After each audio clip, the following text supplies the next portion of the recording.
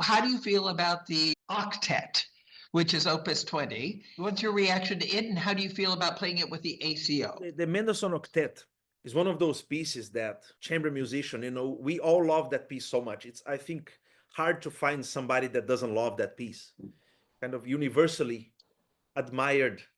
Mendelssohn is one of those composers like Mozart that the music feels so fresh. It's as if it was written today. It hasn't aged. He was 16 when he wrote it.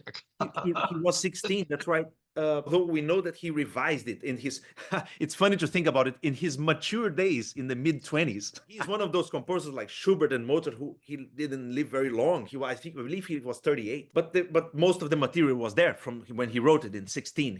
The revisions there were a few revisions that he made later on, and the version we know is the one he revised. And the way he distributes the conversational aspect of it, the way he transforms a group of 8 people in such a conversational, something happens in violin 1, violin 4 responds, cello responds, and then the motives travel around the instrument. It's just a wonderful piece that we all love so much. And the last movement, memorable opening motive passes around all the instruments. The third movement, there's this scherzo has this fairy tale like aspect to it. It reminds us all of the Midsummer Night's Dream, to this scherzo of the octet, this fairy tale aspect to it. One thing I read is that because the manuscript to the octet was a gift to his violin teacher, Yes.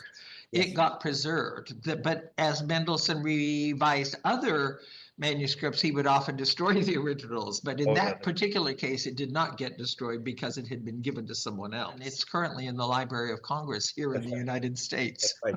Yeah, when I was asked to play this with the ACO, it was very easy decision to make. The answer was yes immediately.